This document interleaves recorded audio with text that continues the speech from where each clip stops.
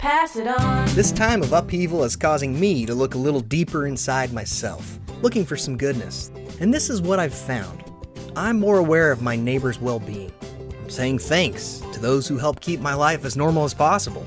My mail carrier, my grocery cashier, my delivery person. I find myself caring about others instead of just looking out for myself.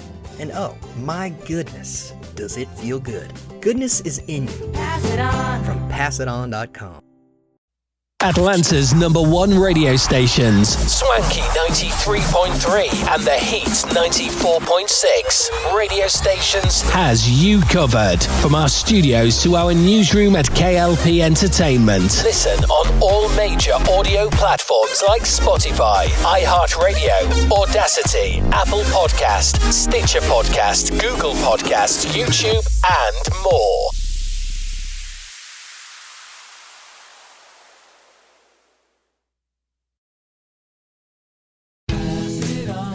Notice lately how empty everything is? Empty streets, empty stores, empty schools. But I'm trying to change these empty times by being full of gratitude. Gratitude means saying thanks to the garbage collector, the medical providers, and all those who are helping every day. Things may appear empty around us, but when we're filled with gratitude, nothing is completely empty inside us. Gratitude is in you. From passiton.com. Live from our newsrooms brings back our hit news network, SNN, with many news anchors like Arthur Brooks, Addison Hayden, and Beatrix Gemma. Brings you stories about the news worldwide. Tune in on Atlanta's #1 stations, Swanky 93.3 and The Heat 94.6 radio stations. To get the latest news today, listen on all major audio platforms like Spotify, iHeartRadio, Audacity, Apple Podcast, Stitcher Podcast, Google Podcast, YouTube, and more.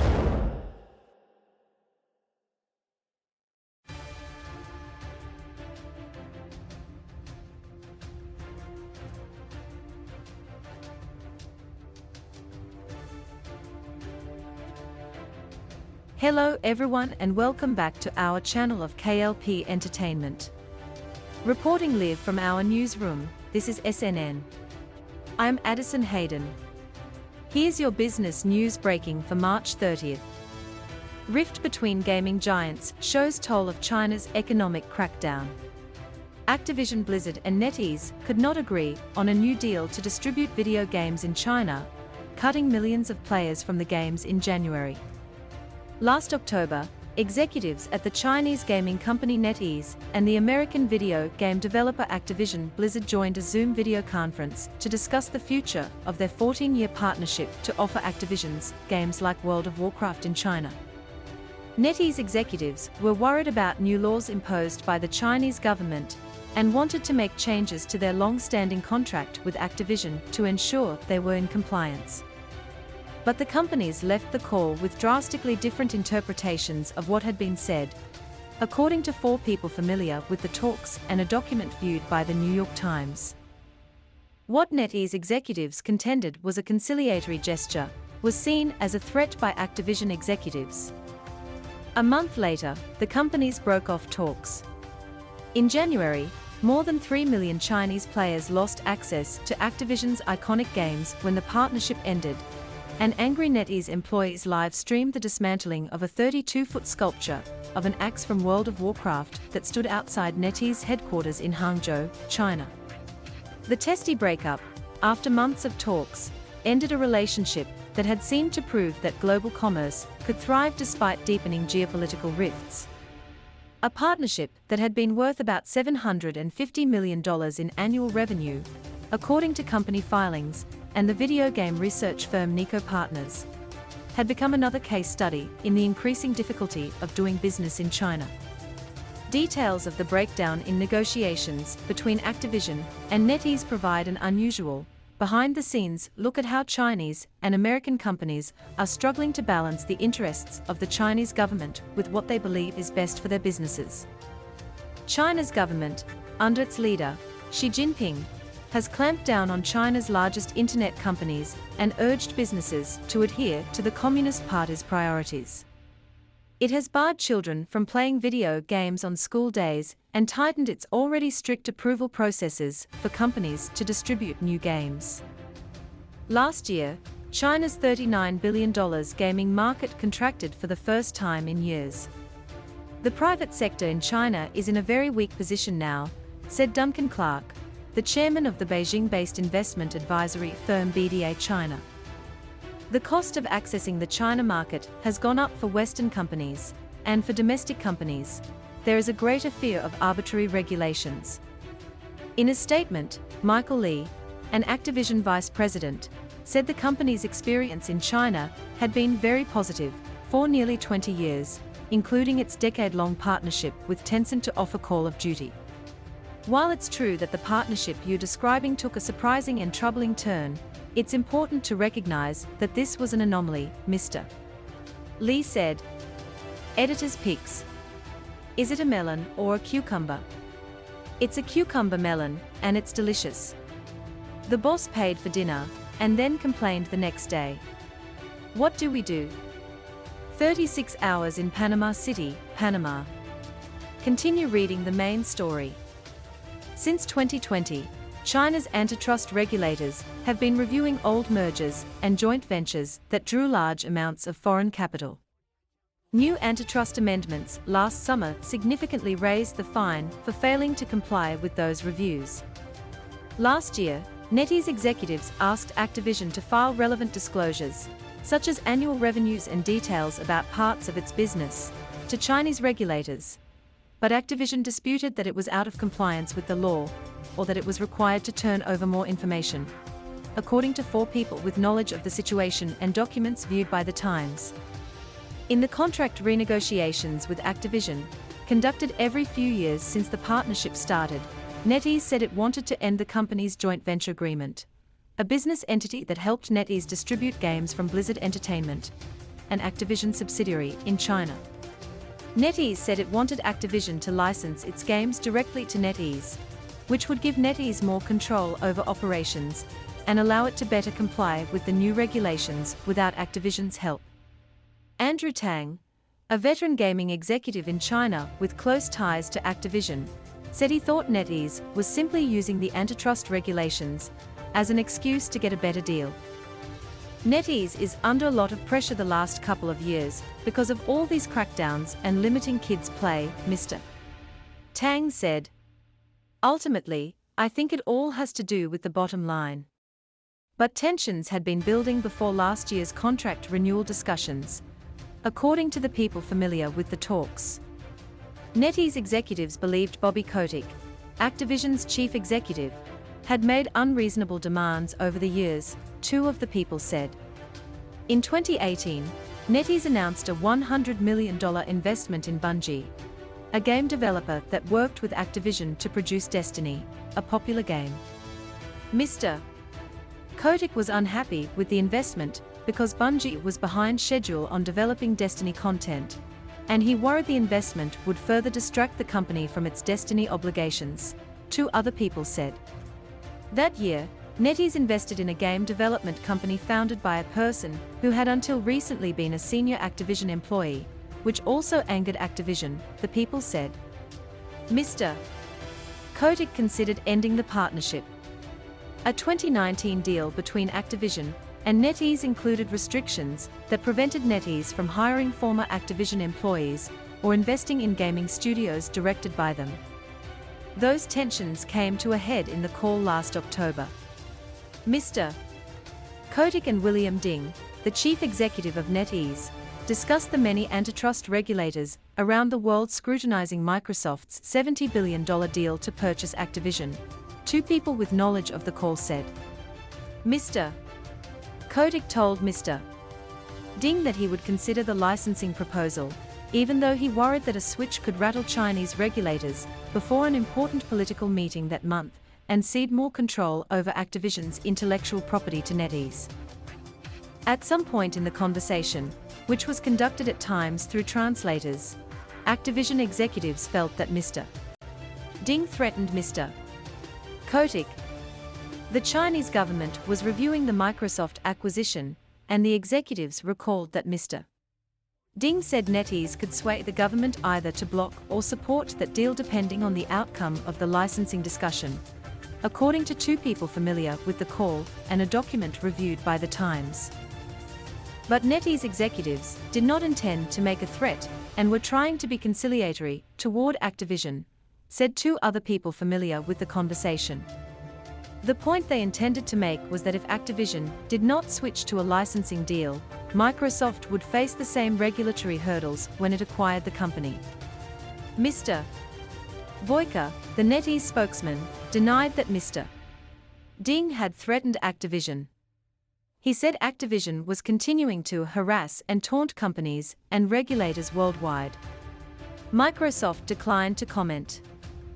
After the Zoom call, Activision made a counteroffer. It would switch to a licensing agreement if NetEase paid it roughly $500 million upfront, rather than in payments throughout the course of the deal, according to three people familiar with the negotiations. That was meant to insulate Activision from the risk that its games could be tied up in government approval processes or be replicated without its consent.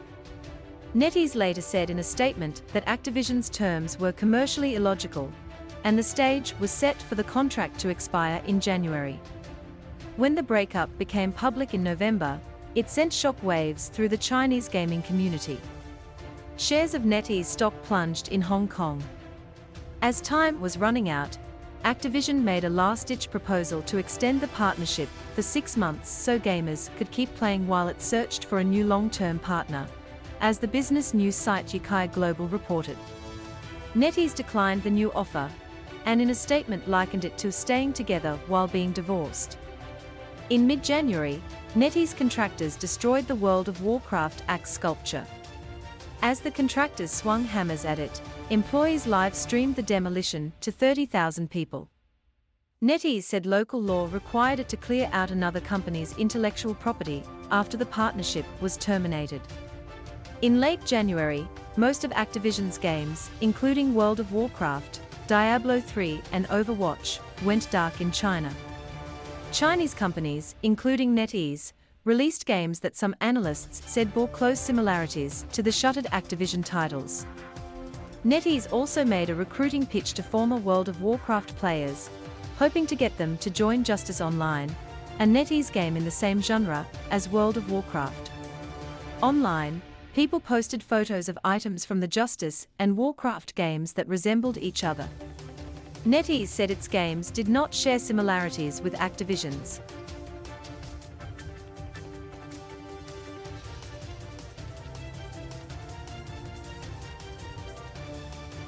Developments concerning Tottenham and their managing director of football, Fabio Paratici. FIFA has suspended him from football activities worldwide, widening a 30-month ban imposed on him in Italy after his former club Juventus were found guilty of false accounting. So how do we get to this point? Well, in January, Paratici was handed that 30-month suspension from carrying out activities in Italy by the Italian Football Federation. That is after investigation into the alleged usage of falsified capital gains by him and 11 other former Juventus officials. Juve themselves were also deducted 15 points. The Italian FA also appealed to FIFA for the ban to be extended worldwide. In the same month, Paratici, Juventus and the other officials involved appealed the Italian FA's sanctions to the Italian Olympic Committee. Well, today, as we've been telling you, FIFA have confirmed that their disciplinary committee has decided to extend the sanctions on Paratici & Co. to worldwide football activities. And meanwhile, the results of Paratici and Juventus' appeal against the sanctions are expected next month.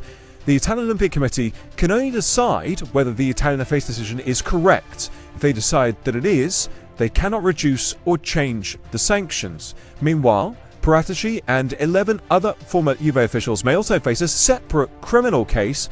A preliminary hearing due to take place yesterday was postponed until May.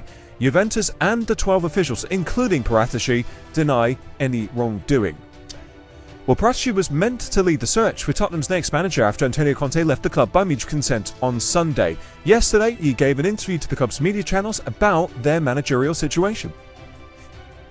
Looking forward about be better, arrive at the end of the season and the next season better again. We don't want to speak about other coaches or follow their speculation in the media because are just speculation.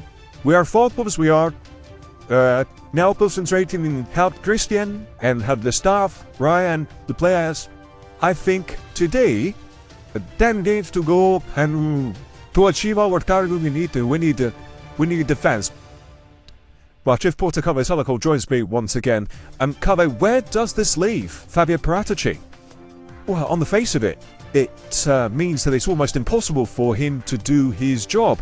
So there are big question marks this afternoon about whether he can continue to be the managing director of football at Tottenham Hotspur. Of course, we should point out that he and the other executives involved in this case have always said that they are totally innocent. He is appealing as well. But the problem is there are two investigations that have been going on. One is the sporting investigation that has been led by the Italian Football Federation, which has led to this ban. But there's also a criminal investigation, and there was a preliminary hearing in that at the beginning of this week. Now, next month, Fabio Paratici is one of the executives who has appealed to the Italian Olympic Committee to have his sporting ban overturned. So you could make a case that, for instance, he could lay low at Tottenham until next month when this appeal is heard, and that appeal could mean that his ban is overturned and he would be free to carry on working. But then, of course, in the background, there is still this potential criminal investigation as well. Looking at the facts as they are today, when you consider what his job is, involves, being the director of football. How can you be the director of football if you are banned from football? Obviously, we've contacted Tottenham. We're awaiting a statement, a comment from them, some sort of clarification. But big question marks about whether Fabio Paratici can continue in his role at Spurs at the moment. And in terms of Spurs, I suppose the optics here, we know that obviously he continues to maintain his innocence. We're waiting for this to be resolved. But having a managing director of football who has been accused of false accounting, how concerning an image, a picture is that for Daniel Levy? Well, look, Daniel Levy has known about this for a while because Paratici's initial ban, which was just for Italian football, that was announced in January. And at the time, the Italian Federation said they were going to be asking FIFA and UEFA to extend the ban worldwide as well. So this is not something that has come out of the blue. This is something that Daniel Levy would have been prepared for. It's something that they would have been dealing with behind the scenes. But if you're a Tottenham supporter at the moment, you are looking at this whole situation and thinking, we don't have a manager. Big question marks over whether our director of football can stay. We're fourth. We have to try and finish fourth. We need a new manager. The transfer window is opening. What does Harry Kane think of all this? In the summer, he'll only have a year left on his contract. He doesn't know who's going to be the manager. He doesn't know who's going to be the director of football. He doesn't know whether Spurs are going to be in the Champions League. So very concerning times if you're a Tottenham fan. Depending on who you are, a carbon-free future means different things. Some of us see a clean and sustainable future that is no longer suffering from a climate crisis. But some of us see lost jobs, dead industries, and a future of economic uncertainty. We can't have this conversation without having this conversation. We need to reach a green economy that truly works for everyone. Not just for the millions of people who work in fossil fuel industries like coal, but for the billions sustained by a carbon economy, like you and me. We've made huge economic pivots before, but what will it take to make this next one a fair and just transition that doesn't leave anyone behind?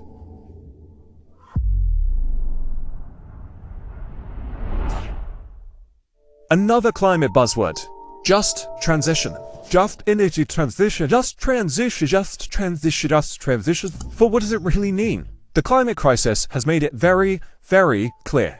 We need to phase out fossil fuels everywhere and fast. And that means rebuilding our entire energy sector. A sector that currently employs 65 million people globally. That's 2% of the world economy. But what happens to all these people? Well, employment in coal is already declining. And as we move towards clean energy and clean jobs, we need to make sure that the transition is just and that people don't get left behind. We're throwing this term around, just. So let's try and really nail down what it means. It means that the big benefits of transitioning to a green economy are shared by everyone. especially those who stand to lose the most economically. In Alberta, Canada, for example, the coal industry powered more than half of its energy supply in 2015.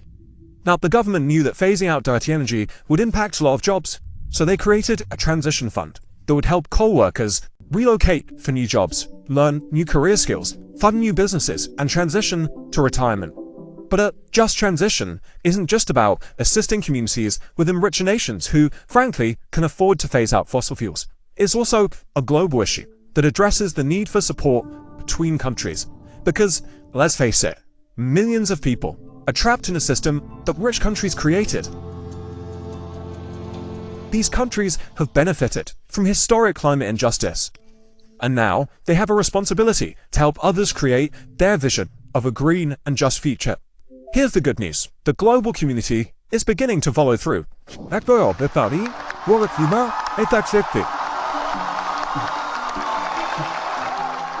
And we've seen some amazing examples over the last few years. All eyes have been on South Africa's ambitious efforts to decarbonize their economy.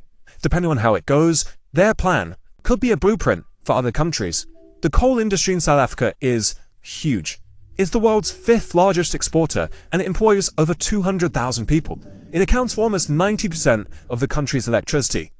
But the government knew that it wasn't sustainable, and given their history of inequality, they knew that decarbonizing needed to go hand in hand with economic and social recovery. At COP21 in Paris, South Africa was the only country to note the importance of a just transition in their national plans. At COP26 in Glasgow just a few years later, the publishing of the Just Transition Framework will enable South Africa to move ahead with reaping the benefits of renewable energy. It was a key moment where historic emitters acknowledged their responsibility to fund energy transitions in poorer nations. And for South Africa, it was an $8.5 billion pledge. Everyone is watching this. South Africa is potentially a bit of a poster child, but with the Just Transition, this money will help fund training programs for workers to develop new skills, bridge funds to replace tax revenues, provide capital resources, and so much more. In COP27 in Egypt, yet more progress was made. Today, here in Sharm el-Sheikh, we established the first ever dedicated fund for loss of damage. A huge step forward in global north countries agreeing to pay for damages from climate impacts in global south countries. But there are some concerns here. One in particular that is really quite problematic: the nature and quality of the funding that's pledged. Ramaphosa emphasized that additional funding should not worsen countries' debt burden. A lot of money is in the form of loans. It's a trend that's been going on for a while in climate financing. Now, these loans could put the recipient countries in a lot of debt over time, and the value is much less than you think it is. For example, $60 billion in loans have an actual value of only $22.5 billion. The money will likely end up going to private businesses and banks. And there are also just simply not enough money. According to this new plan, South Africa still needs about $98 billion to fund the transition. That's just nowhere near enough. However, there's good reason to be excited here. The South Africa Partnership is already becoming a model for other countries. The Indonesian government officially launched the Just Energy Transition Partnership, which will help Indonesia shift towards renewable energies. The pledge, $20 billion. $22 billion. This is really good progress that will help pave the way towards our global climate goals. But this model still needs some work, because there is a moral imperative for historic emitters to assist other countries to decarbonize. Not through loans and bank guarantees, but through grants with no strings attached. Grants that allow lower income countries to focus on building clean energy industries and look after everyone in the process. We're used to hearing the term net zero with a date next to it, and we're racing to see who can get there faster. But while our technology is moving fast, our politics really isn't. Because as we rush to meet our climate goals, if we don't center justice at the heart of every transition, we risk leaving a lot of people behind. There's a beautiful way to look at this transition as something so much bigger than a green economy. Instead of thinking about it as a just transition, perhaps it's better to look at it as a transition to justice.